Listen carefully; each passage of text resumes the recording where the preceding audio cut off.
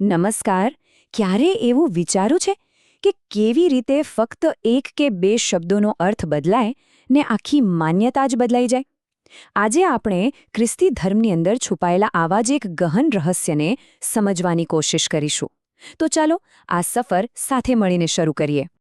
અને જુઓ, આ કોઈ આજની નવી મૂંઝવણ નથી. લગભગ 2000 વર્ષ પહેલાંની વાત છે. પ્રેરિત પાઉલે પણ લોકોને એક અલગ ગોસ્પેલથી સાવચેત કર્યા હતા. આના પરથી જ ખબર પડે છે કે શબ્દોનો સાચો અર્થ સમજવો કેટલો જરૂરી છે. જો એમાં ભૂલ થાય તો પરિણામ ખૂબ ગંભીર આવી શકે છે. પાઉલ એકદમ સ્પષ્ટ હતા. એમનું કહેવું હતું કે જે જ્ઞાન સીધું ઈશ્વર પાસેથી નથી આવતું, પણ માણસની પોતાની બુદ્ધિની ઉપજ છે, એ જ્ઞાન લોકોને સાચા રસ્તેથી ભટકાવી શકે છે. તો આખી ચર્ચાનો મુખ્ય મુદ્દો છે શું? જો અહીં બે બિલકુલ અલગ વિચારો છે. પહેલો વિચાર એ કે શું કોઈ આપણી જગ્યાએ આપણી સજા ભોગવી લે છે, અને બીજો વિચાર કે શું કોઈ આપણી સાથે ઊભું રહીને આપણને મદદ કરે છે. ચલો આ બંને વિચારોને જરા ઊંડાણથી સમજીએ. તો ચાલો સૌથી પહેલાં એ વિચારને જોઈએ જે મોટાભાગના લોકો માને છે, જે વધુ પ્રચલિત છે. આ વિચાર પ્રમાણે ઈશુ આપણા બદલે ઊભા રહ્યા. મતલબ કે જે સજા આપણને મળવી જોઈતી હતી એ એમણે પોતાના પર લઈ લીધી. આને ધર્મશાસ્ત્રની ભાષામાં અવેજી પ્રાયશ્ચિત કહેવાય છે. હવે આ શબ્દ થોડો ભારે લાગે, પણ સાવ સહેલી રીતે સમજીએ તો એવું સમજો કે જાણે કોઈએ આપણું બધું દેવું ચૂકવી દીધું અને આપણને દેવા મુક્ત કરી દીધા. અહીં મુખ્ય વાત એ છે કે સજા એક વ્યક્તિ પાસેથી ટ્રાન્સફર થઈને બીજી વ્યક્તિ પર જતી રહે છે. આ વાતને વધુ સારી રીતે સમજવા માટે બે ભાઈઓની આ વાર્તા પર નજર કરીએ. નાનો ભાઈ એ ગુનો કરે છે, પણ મોટો ભાઈ એ ગુનો પોતાના માથે લઈ લે છે અને સજા ભોગવે છે. આનાથી શું થાય છે? નાનો ભાઈ, જે અસલી ગુનેગાર છે, એ સાવ બચી જાય છે. એને કોઈ સજા નથી થતી. ઓકે, તો હવે સિક્કાની બીજી બાજુ જોઈએ. બીજો દૃષ્ટિકોણ એવું કહે છે કે ઈસુ આપણા બદલે નહીં, પણ આપણી સાથે ઊભા રહ્યા. અહીં ભાર કોઈના બદલામાં કંઈ કરવા પર નથી, પણ એકતા અને સાથ નિભાવવા પર છે.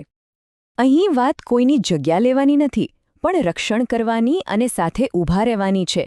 જેમ કે એક ભરવાડ પોતાના ઘેટાને બચાવવા માટે પોતાનો જીવ આપી દે છે. એ ઘેટાના બદલે નથી મરતો. આ તફાવત ભલે નાનો લાગે, પણ એ ખૂબ જ ઊંડો અને મહત્વનો છે. આનું બીજું એક બહુ સરસ ઉદાહરણ છે. માની લો કે એક પિતા સ્કૂલમાં પોતાના દીકરાની જવાબદારી લે છે. તો એનો મતલબ એ નથી કે એ દીકરાના બદલે સજા ભોગવી રહ્યા છે. ના, એ તો દીકરા માટે શરમ સહન કરી રહ્યા છે. એના પ્રેમમાં એની સાથે ઊભા છે. કોઈના બદલે સજા ભોગવવી અને કોઈના માટે શરમમાં ભાગીદાર થવું, આ બંને સાવ અલગ વાતો છે. ચાલો આને હજી એક સાવ સાદા ઉદાહરણથી સમજીએ. જો કોઈ વ્યક્તિને સાપ કરડે અને એનું મૃત્યુ થાય તો આપણે શું કહીશું? આપણે કહીશું કે એ સાપ કરડવાને કારણે મૃત્યુ પામ્યો, બરાબર ને? એવું તો નહીં કહીએ કે એ સાપના બદલે મરી ગયો. બસ આ જ તર્ક અહીં લાગુ પડે છે. આ દૃષ્ટિકોણ મુજબ ઈસુ આપણા પાપોને કારણે મૃત્યુ પામ્યા, આપણા પાપોના બદલે નહીં. તો સવાલ એ ઊભો થાય છે કે આ જે આપણા માટેવાળી વાત છે એનો કોઈ આધાર છે?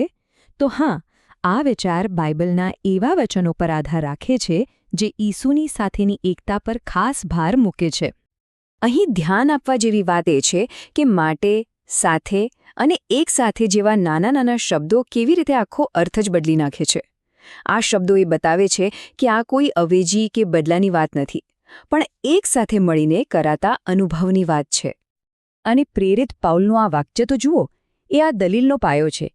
એ કહે છે, હું ખ્રિસ્તની સાથે વધસ્તંભે જડાયો છું.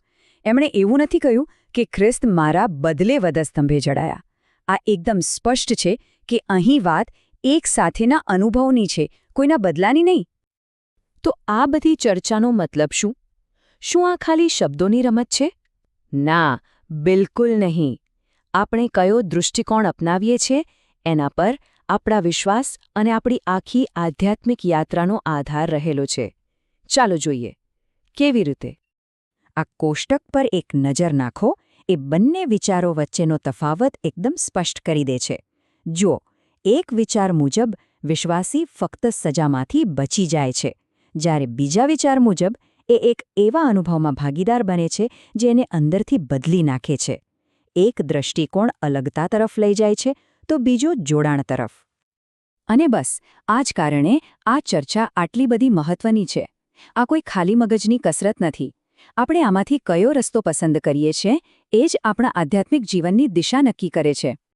તો અંતે એક સવાલ જે આપણને વિચારવા પર મજબૂર કરે છે, શું ખરેખર ફક્ત એક શબ્દનું અર્થઘટન આખી માન્યતાને, આખી સિસ્ટમને બદલી શકે છે? આ આપણને ભાષાની તાકાત અને આપણે જે અર્થ કાઢીએ છીએ તેને પરિણામો વિશે વિચારવા મજબૂર કરે છે.